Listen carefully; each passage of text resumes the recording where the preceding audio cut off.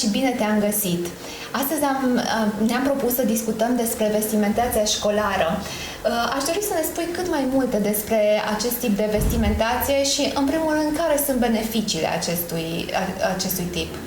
Bună, Simo! Mă bucur că ați venit astăzi la noi, în fabrică. Vă vom prezenta fabrica noastră și ce facem noi zi de zi aici. Vestimentația școlară este unul dintre articolele cele mai importante din fabrica noastră. Imediat după Revoluție, firma PIF și-a propus să introducă vestimentația în școală. Cele mai multe școli și școli de prestigiu din Timișoara și nu numai au adoptat uniforma școlară. Este un accesoriu, o vestimentație care se adoptă în școală și există opinii pro și contra referitoare la uniformă. Din punctul meu de vedere, uniforma este binevenită în școli, este important copiii să poarte o uniformă. Avantajele uniformei sunt următoarele. În primul rând, apartenența la un grup social, la o instituție de învățământ. Copiii recunosc lucrul ăsta și sunt recunoscuți prin purtarea unei vestimentații. Un alt avantaj important este reducerea discriminării datorită diferențelor sociale între copii. Aș dori să discutăm în primul rând despre această diferențiere și ne spuneai că uniforma școlară poate să reducă diferența de clasă socială. Chiar crezi că e posibil acest lucru? Oare cum ar putea fi conștientizați elevii că este un beneficiu?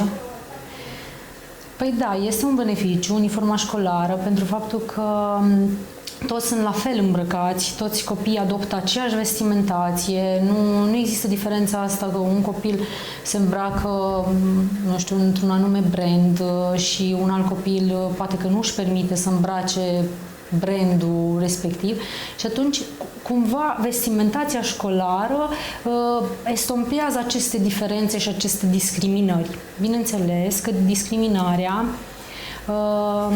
între clasa socială ar trebui cumva învățată și de acasă. Părinții ar trebui să educe copiii în sensul ăsta și cumva uniforma să fie un reper și toți copiii ar trebui să se orienteze pe școală, pe a învăța și nu pe felul în care se îmbracă. Foarte frumos. Într-adevăr, este cumva utopic să ne imaginăm acest lucru, dar cred că într-un viitor frumos e posibil așa ceva. Ce ne poți spune, de exemplu, despre uniforme, cum au evoluat ele? Ce cer instituțiile de învățământ în zilele noastre? Au evoluat croiurile, formele, piesele, culorile? Cum? Păi, în primul rând, o reticență pentru uniformă este faptul că toată lumea, când spui uniformă, de asta noi am ales să-i spunem vestimentație școlară, când spui uniformă, toată lumea se duce într-un sistem comunist cu uniforma aceea de culori închise, sobră, care cumva te limitează ca și individ. În schimb, noi am adaptat uniforma școlară și am făcut așa o uniformă școlară de actualitate, în culori plăcute, ușor de întreținut, materiale rezistente la uzură și atunci uniforma școlară a devenit, nu ceea ce a fost în perioada comunistă, a devenit o ținută de actualitate și în tendințele modei.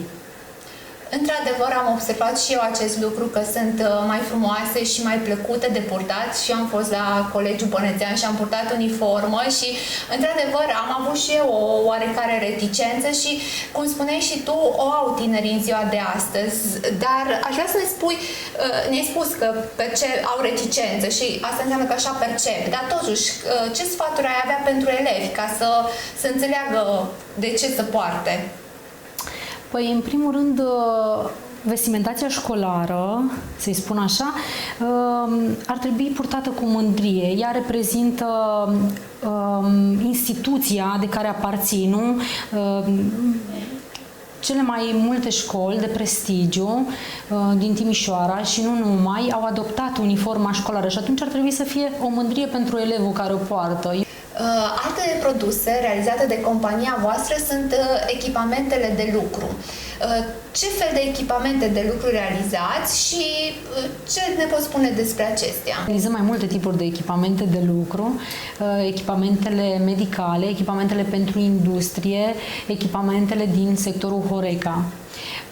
Despre aceste echipamente pot să vă spun că sunt foarte bine confecționate, cu cusături de înaltă calitate, materiale foarte bune, materiale care nu se decolorează, cu caracteristici foarte interesante.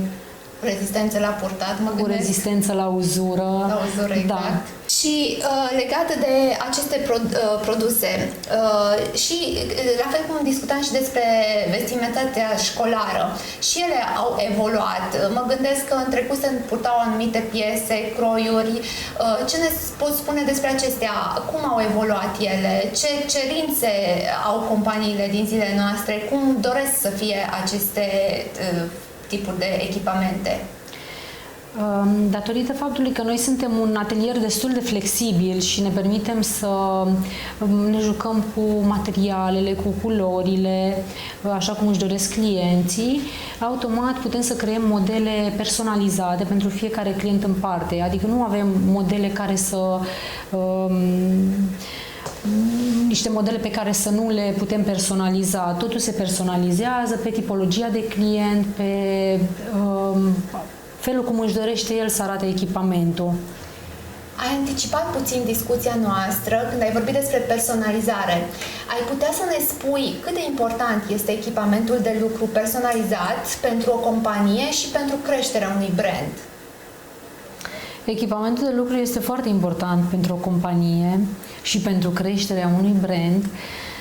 De multe ori companiile au apelat la noi, mai mari sau mai mici, au apelat la noi pentru echipament, datorită faptului că am fost destul de flexibili și am făcut anumite prototipuri pentru aceste firme, așa cum și-au dorit sau și-au imaginat ei, și am reușit să punem în cel mai mic detaliu în echipament doleanțele clientului.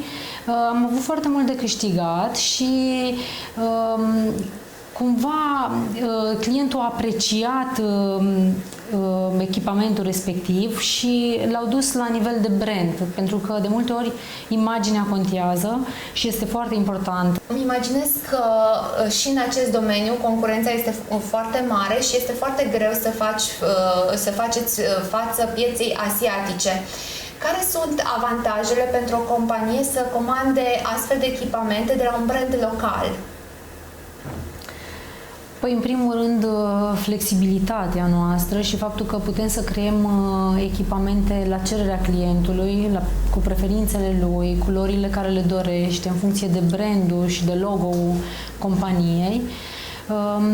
Faptul că folosim materiale de înaltă calitate și atunci cumva ne diferențiază de piața asiatică și în special de China, unde prețurile, să zic că sunt competitive și destul de mici. De multe ori chiar ne confruntăm cu această problemă, pentru că clientul, ok, vine și ne solicită un preț foarte mic și atunci și cu pretenții foarte mari, cu sături foarte bine realizate și de multe ori chiar nu reușim să ne încadrăm cu prețul solicitat de el.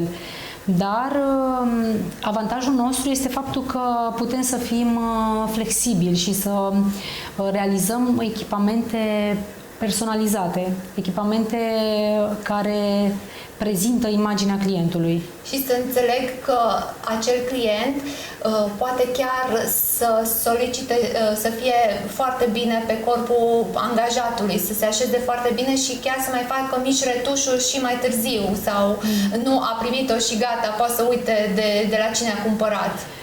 Păi, noi ce facem? În primul rând că facem un echipament personalizat și când zic personalizat, mă refer nu doar la imprimarea logo-ului pe echipamentul respectiv, cât și pe constituția personalului. Adică mergem la client, îl măsurăm, după care îi realizăm echipamentul. Adică vine perfect. Diferența între noi și piața asiatică, să zic așa, o face efectiv produsul final, care vine exact pe conformația clientului. E un fel de croitorie la comandă, să zic. Foarte frumos. Mă gândesc că în această pandemie, echipamentele de lucru cele mai solicitate au fost cele medicale. Ne poți spune dacă instituțiile publice au ales să apeleze la producători locali pentru astfel de echipamente? În perioada pandemiei, este adevărat că echipamentele solicitate au fost cele medicale. Am avut solicitări din partea instituțiilor și invitații de participare la licitație. De multe ori ne-am confruntat cu prețul, pentru că unul dintre criteriile pentru care se fac achiziții în domeniul public este prețul cel mai scăzut, care nu tot timpul este relevant, pentru că de multe ori dacă respecti caietul de sarcini și toate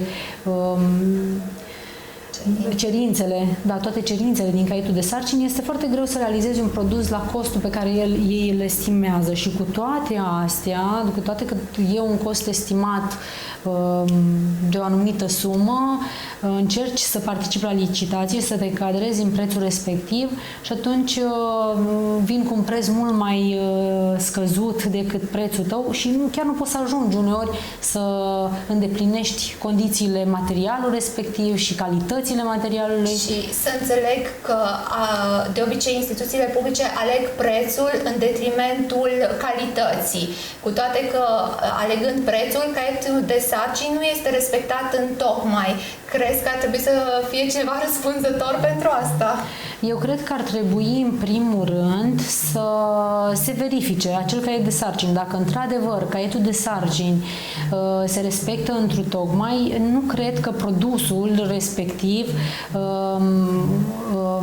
ajunge la valoarea solicitată de ei. Cred că depășește mult valoarea, dar ei aleg totuși prețul cel mai scăzut. Nu consider că este o caracteristică importantă pentru care trebuie să aleagă un produs. În primul rând trebuie verificat dacă produsul corespunde cu caracteristicile tehnice.